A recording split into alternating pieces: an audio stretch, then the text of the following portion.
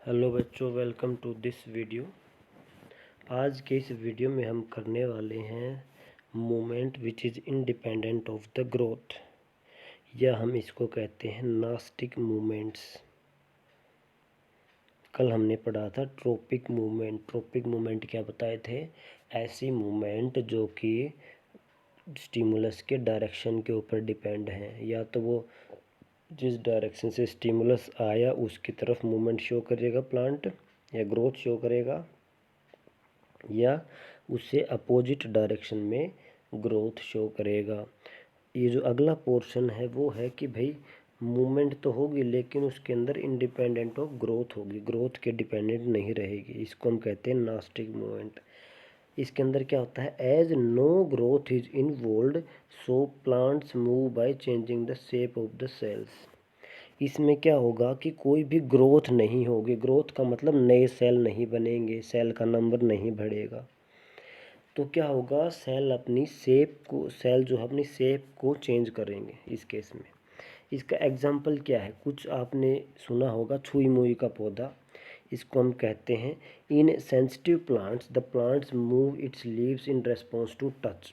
मतलब जब हम छुई मुई के पौधे को टच कर लेते हैं तो उसकी जो ये डायग्राम दिखा है, लीफ जो है ये फोल्ड कर जाती हैं और ये बंद हो जाती हैं दोनों। तो ये क्या है? प्लांट ने रेस्पॉन्स किया टच के लिए। जब हमने टच किया तो प्लांट के लीफ ने रेस्पॉन्ड किया।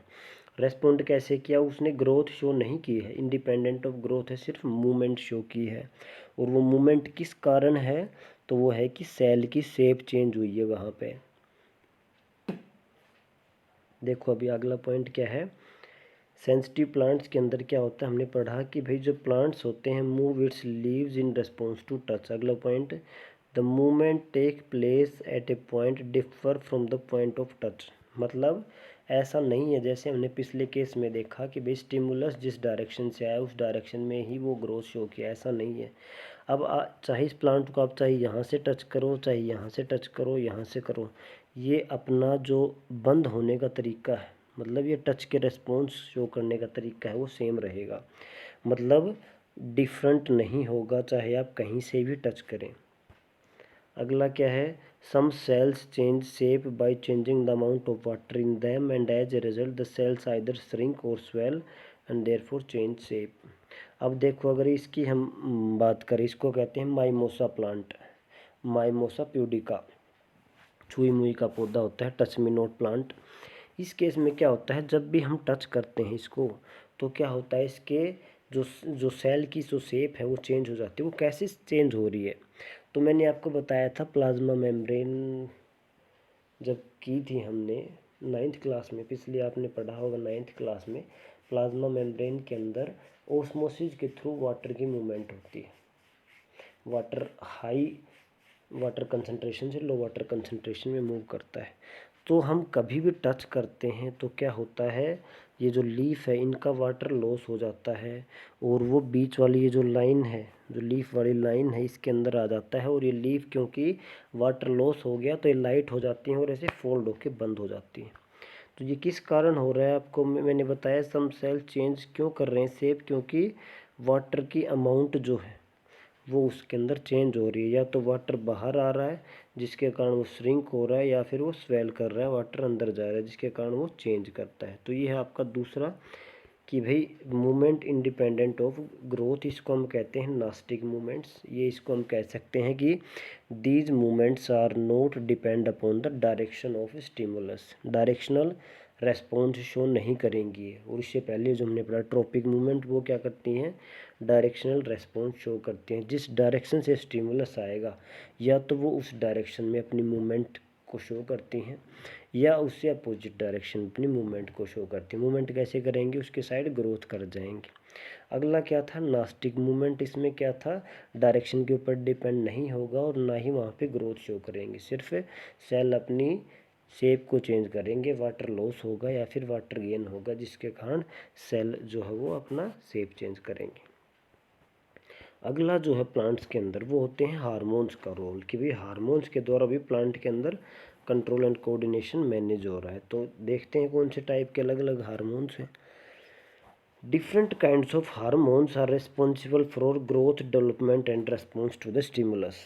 ये भी क्या कर रहा है, कोई एक्सटर्नल स्टिमुलस एनवायरनमेंट के अंदर कोई चेंज हुआ, उसके रेस्पॉन्स में क्या करेंगे, प्लांट के हार्मोन्स का भी लेवल प्लांट के अंदर चेंज होता है। इसके कारण क्या होता है, ग्रोथ होती है, प्लांट की डेवलपमेंट होती है। जो भी आप प्लांट के अंदर देखते हो, फ्लावरिंग होती है, फ्रूट बनता है, जो प्लांट की हाइट बढ़ रही है, उसका जो ट्रंक है उसकी साइज़ बढ़ रही है, तो ये सब किसके कारण हो रहा है, तो उसके अंदर जो हार्मोन्स है उसकी कंसंट्रेशन वेरी कर रही है, जिसके कारण ये सब हो रहा है।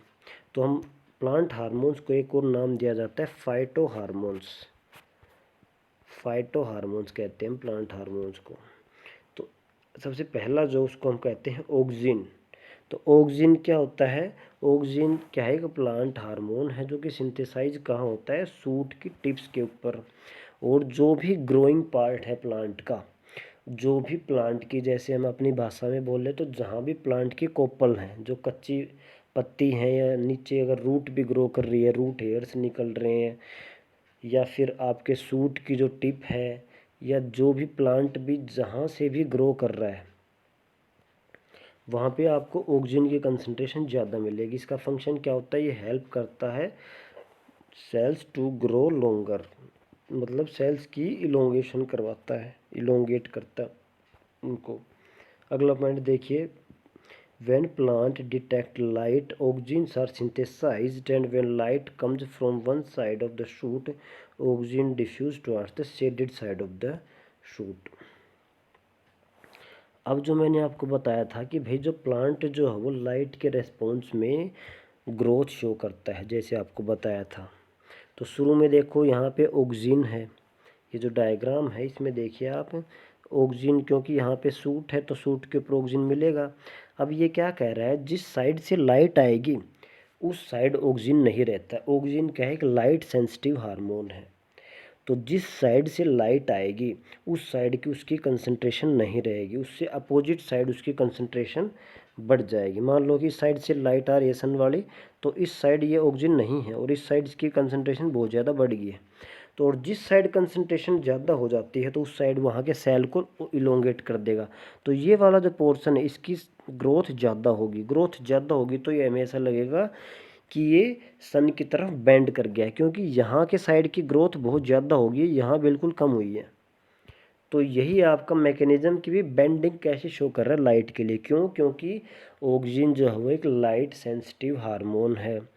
जिस साइड से लाइट आएगी उस साइड ऑक्सीजन नहीं रहेगा, उसके उल्टी साइड ऑक्सीजन रहेगा छाया में वाले पार्ट में। तो जहाँ पे ऑक्सीजन रहेगा वहाँ पे सबसे ज़्यादा सेल ग्रोथ करेंगे, इलोंगेट करेंगे, जिसके कारण वहाँ ग्रोथ ज़्यादा होगी और सूरज के सामने वाले पे कम होगी। जहाँ ग्रोथ ज़्यादा होगी तो वो साइड बैंड करता हुआ दिखेगा। तीसरा पॉइंट देखिए, concentration of oxygen in the shaded side stimulates the cell to grow longer on the shaded side of the shoot and thus plants appear to bend towards light. इसके ऊपर question भी आ सकता है, इसका भी मैकेनिज्म क्या है कि भाई प्लांट लाइट की तरफ बेंड करते हुए क्यों दिखाई देते हैं, या ये दोनों पॉइंट्स आपको याद होने चाहिए कि भाई जो ऑक्सीजन है इसके कारण क्या होता है, लाइट जहाँ से एंटर कर रही है उस साइड ऑक्सीजन नहीं रहता, और जो शेडेड पार्ट है, जो छाया वाला पार्ट है, वहाँ ज़्यादा होगा, जहाँ ज़्यादा होगा वहाँ ज़्यादा ग्रोथ होगी, और वहीं से हमें लगता है कि ये बेंड कर रहा है टुवर्ड्स लाइट। अगला जो हार्मोन है वो है जिबरलिन। तो जिबरलिन क्या होता है, ग्रोथ ऑफ स्टेम, जो स्टेम की ग्रोथ को करवाता है, मेनली रेस्पॉन्सिबल होता है ग्रोथ ऑफ स्टेम। अगला जो है वो साइटोकाइनिन। साइटोकाइनिन क्या करता है, प्रमोट करता है सेल डिवीजन को। And concentration is high in fruit and seeds, जब फ्रूट आ जाते हैं, जब फ्रूट्स के अंदर और सीड्स के अंदर इसकी कंसंट्रेशन ज़्यादा होती है। अगला है एब्सिसिक एसिड।